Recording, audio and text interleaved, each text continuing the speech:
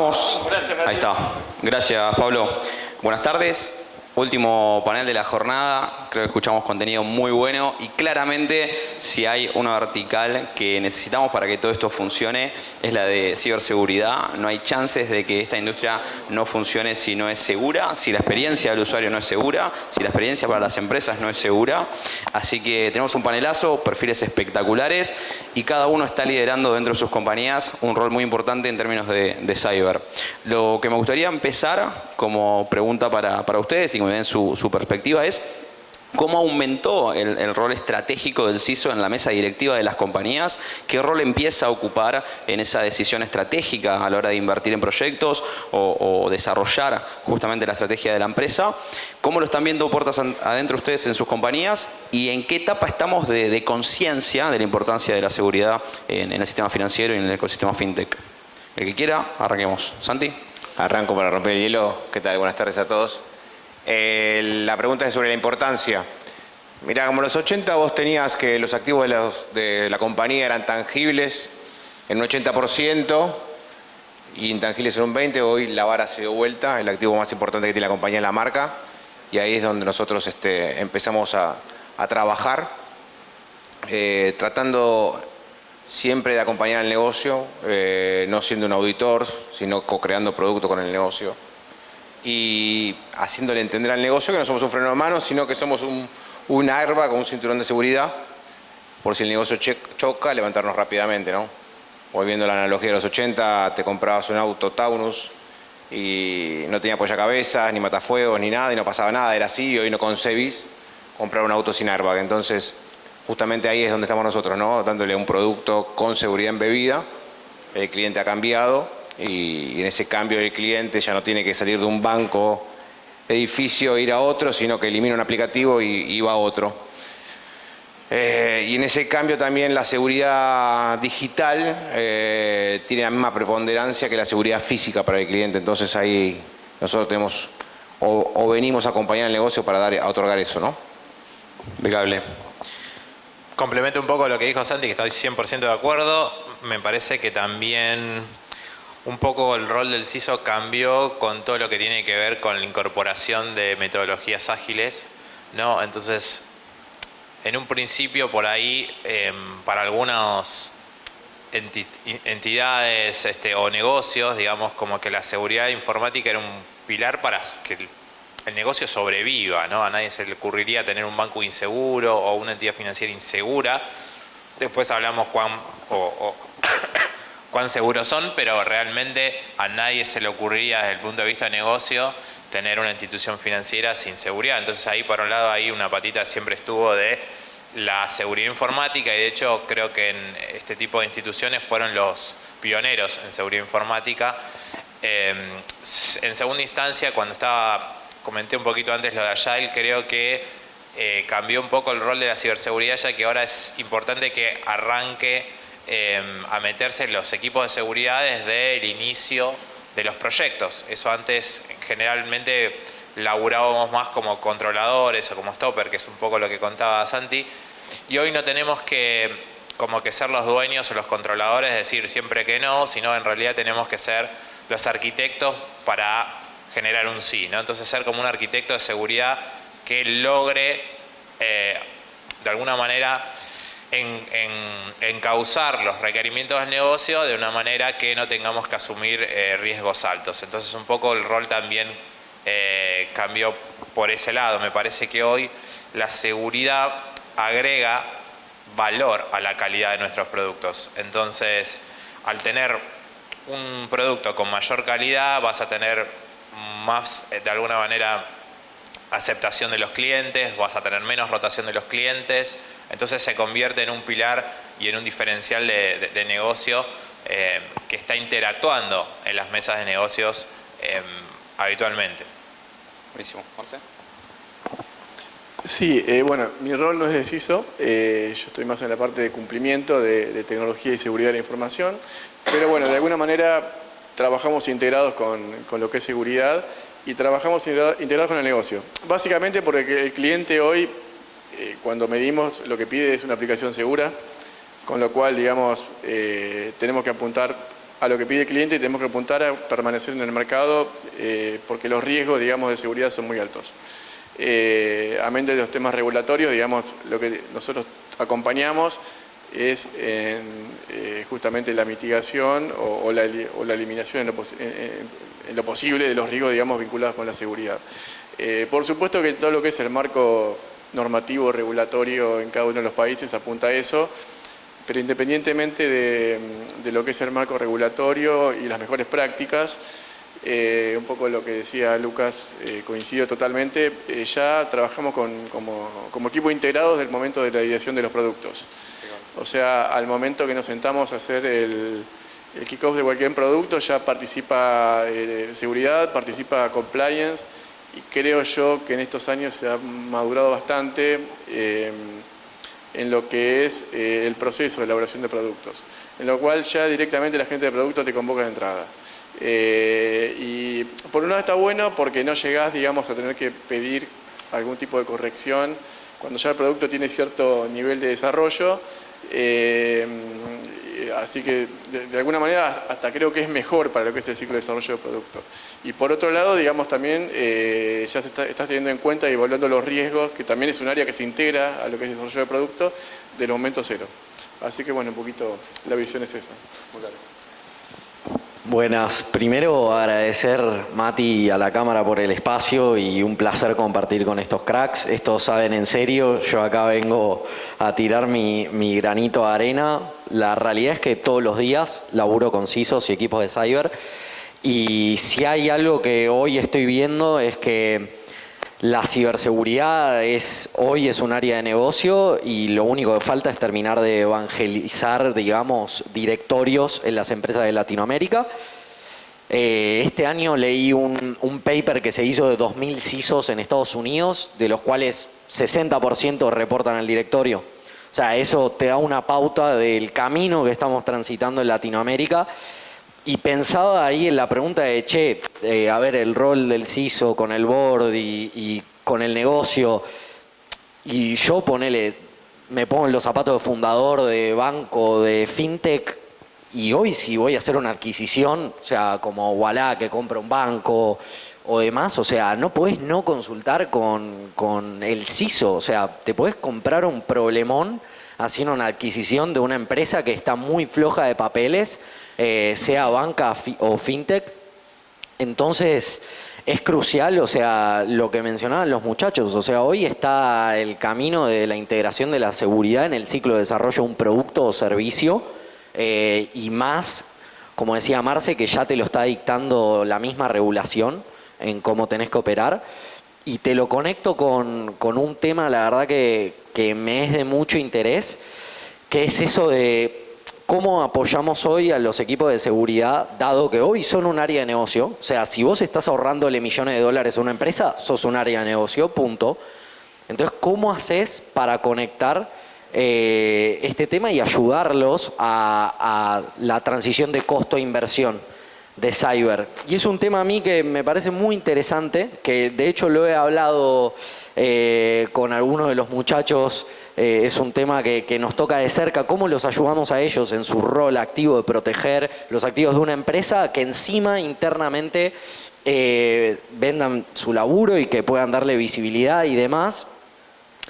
Y la verdad que me gustaría escucharlos un poco, que lo cuenten, porque primero tenés tus problemas de protección, o sea, te enfocás en seguridad ofensiva, en identidad y accesos, ellos lo saben mejor que nadie, pero una vez que resolvés eso, ¿cómo haces para cuantificar a nivel de plata lo que tenés en riesgo, lo que evitaste perder, y exponer eso elocuentemente ante un directorio? Y ahí de paso tiro chivo Pavoni, ese problema, después de hablar con muchos CISOs, cientos en Latinoamérica, todos me decían, yo la verdad que, o sea, digo que no pasó nada y con eso muestro que estoy laburando bien, y es difícil, o sea, que ese sea el parámetro. Por eso me encantaría escuchar cómo lo están haciendo ellos hoy. Impecable. Y para cerrarlo, en base a eso, también acabamos de fundar una empresa que se llama Centrio. Invirtió el presidente de Naranja X en eso y y estamos laburando para ayudar a transformar de costo a inversión. Así que Buenísimo, me gusta abrir ese juego y a la vez te sumo un comentario que me parece que hay un montón de startups que están viendo justamente cómo ser seguras y a la vez cuando salís a buscar ese talento, lo que yo entiendo puertas adentro, también en la cámara lo vemos mucho, es la escasez de ese talento. Entonces, cuéntenme cómo lo están viendo ustedes, propiamente en su equipo y a la vez Argentina, ¿no? ¿Cómo está Argentina a nivel comunidad de CISO y ciberseguridad? Mira, yo trabajo en Clark, que es una fintech mexicana, una fintech grande. Hoy estamos segundos en el market share de lo que es Wallet. Acabamos de comprar Vimeo de Banorte, para que tengas una idea del poder que estamos teniendo. Toda nuestra área de ingeniería está en Alemania y toda la área de cyber está en Argentina. Yo creo que naturalmente los argentinos, si hay algún extranjero, este es muy argentino, ¿no? Pero tenemos no sé si es un pro o una contra de estar mirando constantemente cómo evadir el fisco, cómo colarnos en la cola.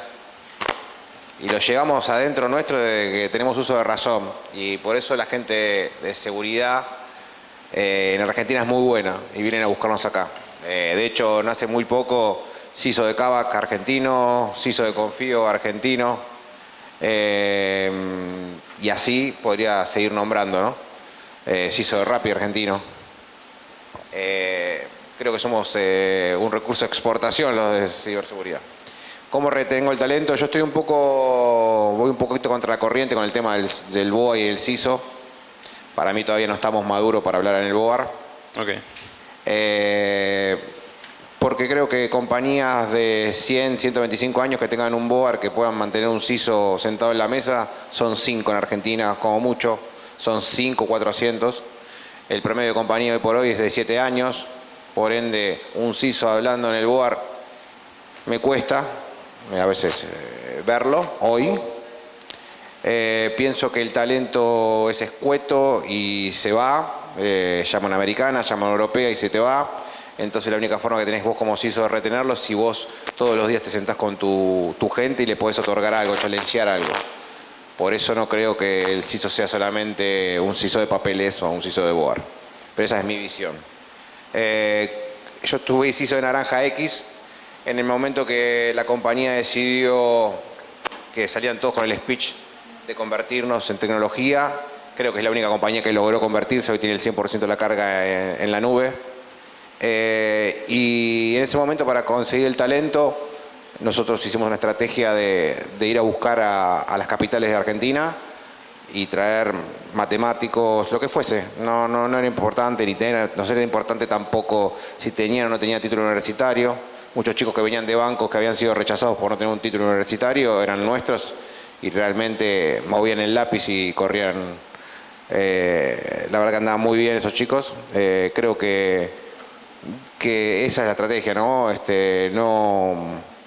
No evaluar por pergaminos, ponerlo delante de la máquina, ver si sabe hablar, tiene interfaz, no tiene interfaz, protegerlos, cuidarlos y challengearlos, ¿no? Un chico con capacidades técnicas, cuando está con un tipo que hace papeles, se aburre y se te va. Eso es lo que yo he visto. Bien. Sí, la parte de recursos humanos, la parte de hiring, la parte de volver a la normalidad en términos de presencialidad y demás, es un desafío que normalmente tenemos que enfrentar. En una época también el precio del dólar ayudó a que mucho de nuestro talento argentino empiece a laburar de forma remota afuera. Algunas propuestas todavía hay mucha gente, ejemplo, talento nuestro trabajando afuera. Yo también tuve mi experiencia trabajando afuera, pero me parece que uno de los principales drivers que tiene la gente de cyber, sin lugar a dudas, es la pasión y los desafíos que uno afronta.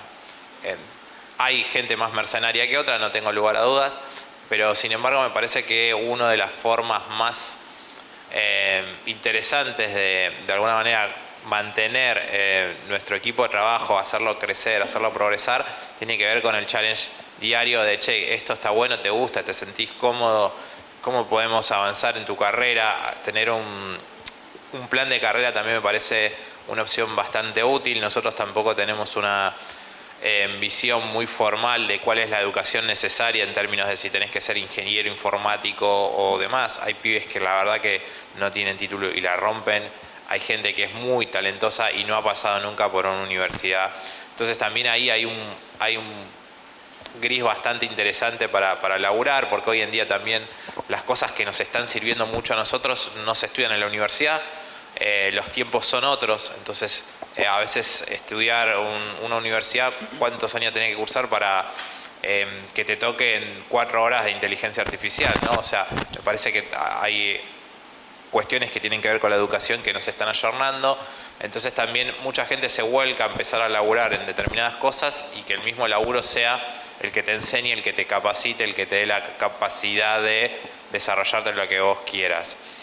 La realidad es que siempre hay alguna empresa al lado que puede pagarte más, puede pagarte menos, pero la realidad es que si vos tenés un buen desafío, un buen clima de laburo, que también es bastante complejo de conseguir hoy en día, me parece que es un buen driver para tratar de retener el talento. Buenísimo. Te abro el juego, Marce, para hablar un poco más de regulación. Ustedes operan en varios países. Contame cómo estás viendo la regulación de Argentina y a diferencia de los países donde están operando. Hay veces que el rol de la ciberseguridad es el check para estar ok con PLAFI Compliance y la normativa, y a la vez, bueno, contanos vos cómo estás viendo Argentina a nivel normativo y los demás países.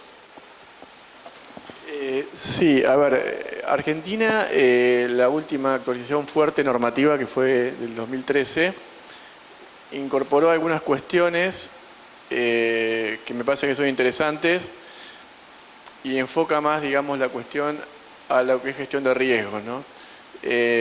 Incorpora temas como lo que es el ciclo de vida de datos, inteligencia artificial, pero como títulos. Quizás para lo que tuvimos oportunidad de trabajar en la vieja 4609, ¿no? En la época de banco, en el on-premise, yo le contaba a algunos de los colegas, íbamos a los data centers a ver cómo el robot sacaba la cinta y obtenía el archivo, y en 2 años me di cuenta que eso había quedado en el pasado y bueno, estábamos ahí. Para mí fue desafiante y apasionante. Creo que hoy la regulación apunta justamente a ver vos cómo gestionás más los riesgos, no a ver cómo apretás el botoncito y va el robot a buscar la cinta y te carga el archivo. Por otro lado, a nivel regulatorio normativo, lo que noté es que también los mismos auditores de los centros reguladores están aprendiendo como nosotros, porque la ola tecnológica fue muy fuerte, la pandemia hizo que se aceleró demasiado y creo que a todos nos agarró de alguna manera como que de un día para otro tuvimos que salir, digamos, a operar de una manera que quizás el mes anterior no sabíamos que íbamos a operar de esa forma, ¿no? Para lo que es el caso particular de Ualá y la FinTech, fue una etapa de crecimiento exponencial. ¿Cómo encaramos el trabajo nosotros? En ese momento, cuando a mí me propusieron integrarme a Ualá, lo que me entusiasmó no fue un tema normativo regulatorio, sino fue un tema de... a mí me gustaba mucho lo que era normas ISO, por ejemplo, la 27001. Y éramos 4 personas en Cyber, pero el CISO en ese momento dijo: yo quiero de un área de procesos. Y básicamente éramos como un área que era bastante ajena a todo lo que pasaba en una fintech, ¿no? Porque hacer procesos, escribir documentos, cuando la realidad era como que la fintech eran los genios, los cráneos, los 5 que habían creado la compañía hace 3 años, y era un caso de éxito que salía en las revistas. Sin embargo, un poco eso nos permitió en algún momento, cuando se empiezan a adquirir entidades reguladas en los 3 países, estar preparados y con pequeños ajustes rápidamente subirnos a la ola regulatoria. Y cuando digo subirnos a la ola regulatoria, también lo que ocurrió fue que se dio en paralelo en los 3 países. Lo que notamos es que, estandarizando algunas prácticas, con algunas diferencias más de forma, pudimos afrontar lo que son los requisitos regulatorios en los 3 países. Por otro lado, también veníamos, a nivel tecnológico, yo venía con la cabeza, digamos, del on-premise, y básicamente hoy estamos trabajando todos, digamos, con lo que es con la nube, básicamente casi 100%. Con lo cual, si me preguntas si la normativa a mí me resultó difícil de afrontarlo a partir del trabajo previo, te diría que no. Sí que las cuestiones internas hay que trabajarlas, sobre todo a nivel cultural. Porque la cultura fintech no, en general, y sobre todo lo que llaman el mindset, digamos, de los pibes que están programando, que están codeando, no es regulatorio. Y hablar de procesos, hablar de metodologías y demás, a veces es como que implica evangelizar de alguna manera. Acompañar, no marcar ni con un checklist, sino acompañar un proceso de maduración. Y ese proceso de maduración tiene que ir de la mano no solamente de las líneas que están codeando, sino también de la alta dirección, que te sponsoree los temas y te permita llevarlos adelante. La experiencia nuestra fue que de alguna manera lo pudimos ir haciendo y lo continuamos haciendo. Es un trabajo continuo que hasta ahora, digamos, no me ha vencido, pero reconozco que es duro. Pero sí, pero me apasiona y me gusta, porque por un lado pude llevar a la práctica estas cuestiones que quizás me gustaban, las había leído. Yo me acuerdo cuando en un momento estaba en IBM leyendo normativas, cuando salieron los primeros bancos digitales en 2017, que de hecho uno de los bancos digitales es el que ahora se... No había TikTok en esa época. Exactamente. Y sin embargo lo pudimos llevar a la práctica. Y hoy básicamente es mi tarea cotidiana, así que me apasiona un montón. Sí. Impecable. Estamos hablando un poco del rol que empezó a tener claramente el rol del CISO en la estrategia de la compañía, de quizás la escasez del talento y a la vez la oportunidad que hay en términos de talento en Argentina y cómo somos también muy buenos en esa producción de talento para cyber. Y hablar un poco de la conciencia de ciberseguridad. Me gustaría hablar un poco hacia adelante, qué están viendo. Durante toda la jornada se habló del rol de la inteligencia artificial, hablamos un poquito también cómo lo están implementando, qué están viendo casos de éxito de afuera, compañías que estén quizás desembarcando, mirando a Argentina. Cuéntenme un poco qué están haciendo desde sus compañías, lo están viendo, están invirtiendo, qué están haciendo en cuanto a todo lo que está pasando con inteligencia artificial. Bueno, yo tiro si quieren y después siguen. A ver, para mí lo más lindo que estoy viendo a nivel clientes con lo que me junto de diferentes industrias, o sea, ellos quiero que hablen de esto pues muy interesante. Por ejemplo, les dicen, necesito que implementes agentes AI a nivel operativo, te dicen, quiero implementar AI al core de negocio. Y ahí, viste, decirle, pará, flaco, está bien. O sea, tenemos que sentarnos a analizar, no podemos rolear esto al producto directamente, cómo impacta a nivel seguridad. O sea, eso me encantaría que cuenten un poco los muchachos.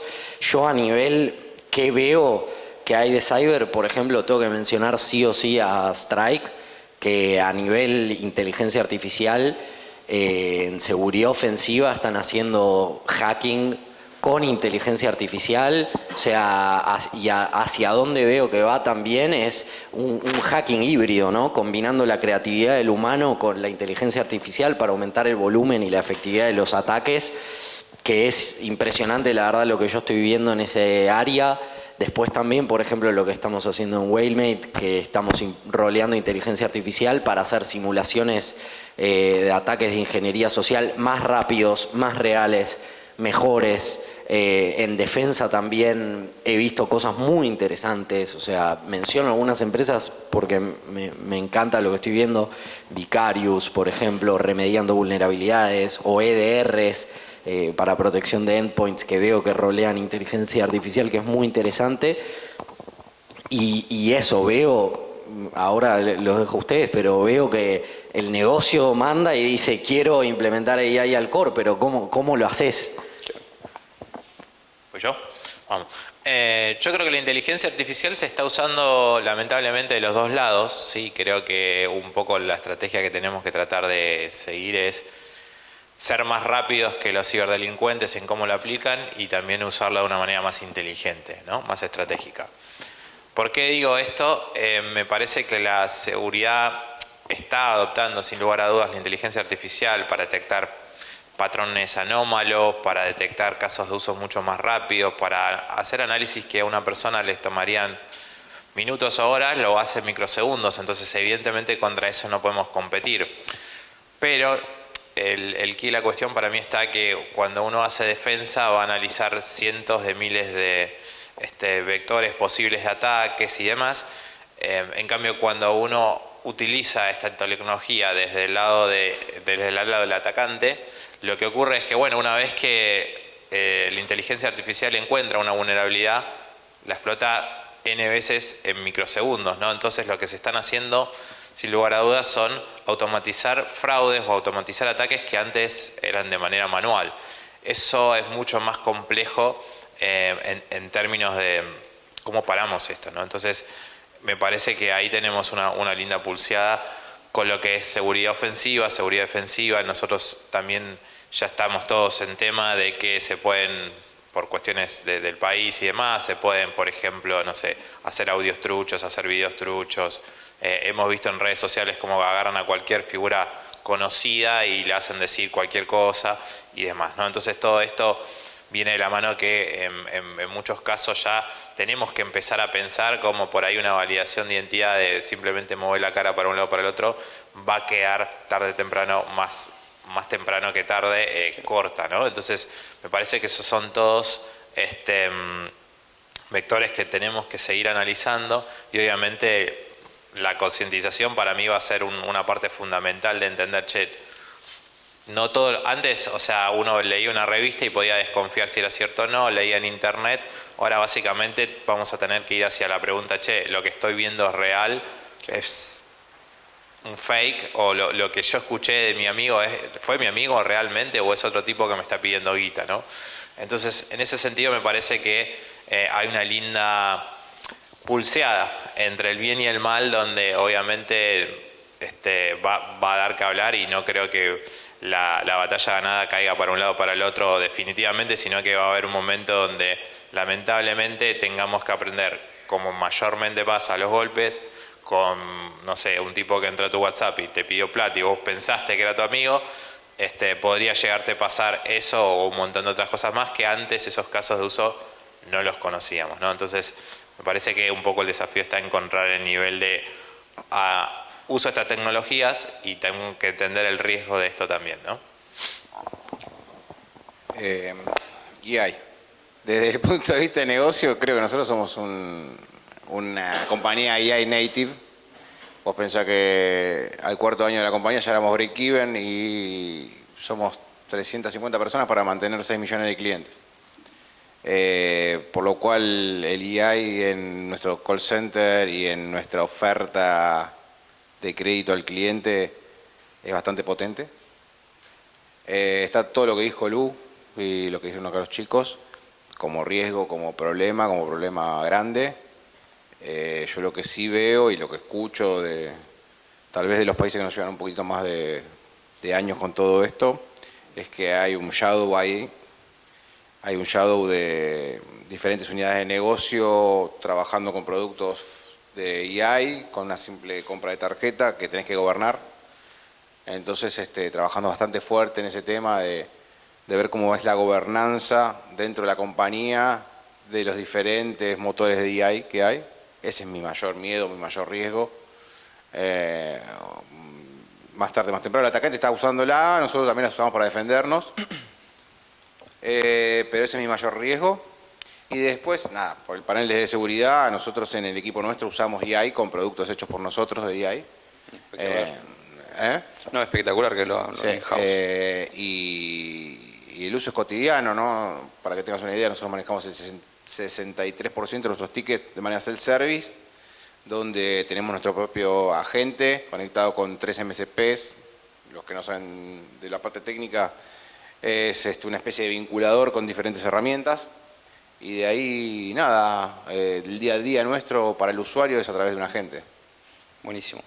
Creo que estamos ya con los últimos minutitos, estamos para hacer 3 minutos de cierre cada uno, mensaje que les gustaría dejar, cómo están viendo, digamos, qué les gustaría que suceda y a la vez como cámara y como ecosistema que estamos todos acá escuchando, ¿Cómo podemos dar una mano para seguir concientizando? ¿Qué podemos seguir creando? Hay un montón de ventazos que se vienen ahora hacia adelante, recomendaciones que quieran dar, dónde los pueden encontrar si quieren seguir profundizando con ustedes, los conectan por LinkedIn o lo que fuese. Me gustaría que tengan esos 3 minutos de cierre y...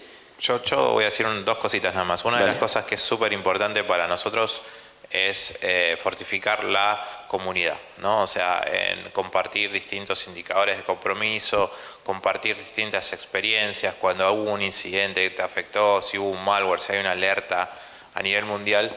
Esto normalmente en las entidades financieras ya se hace.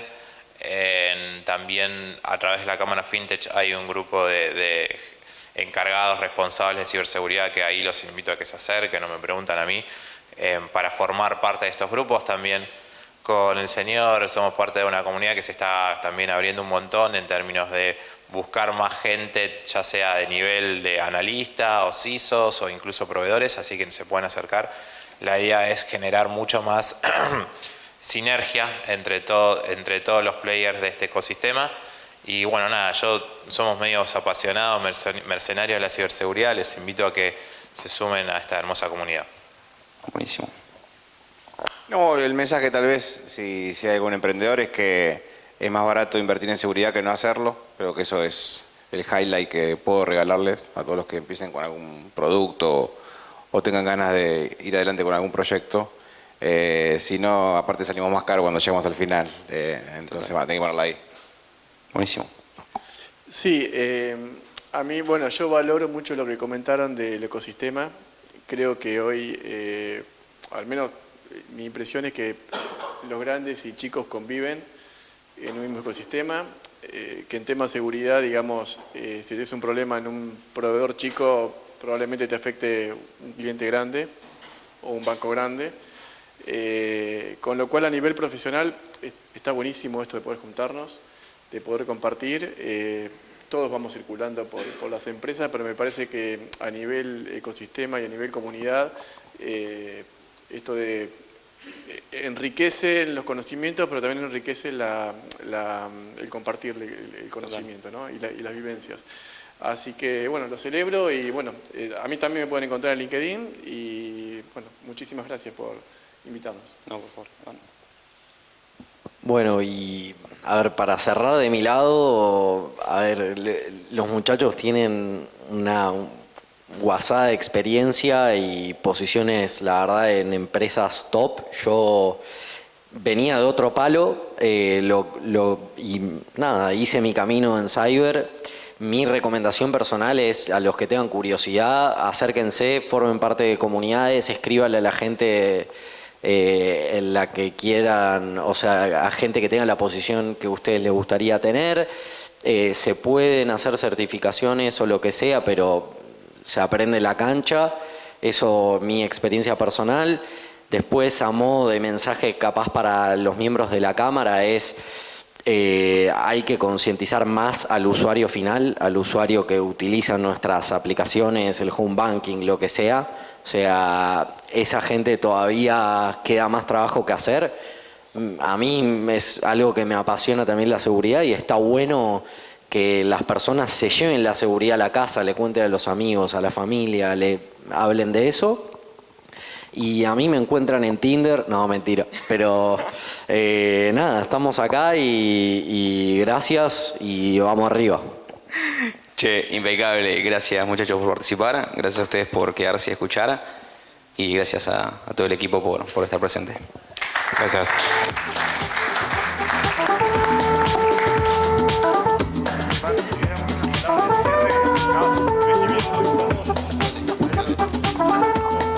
Señores, gracias a todos los que se quedaron hasta el final. Este fue el último...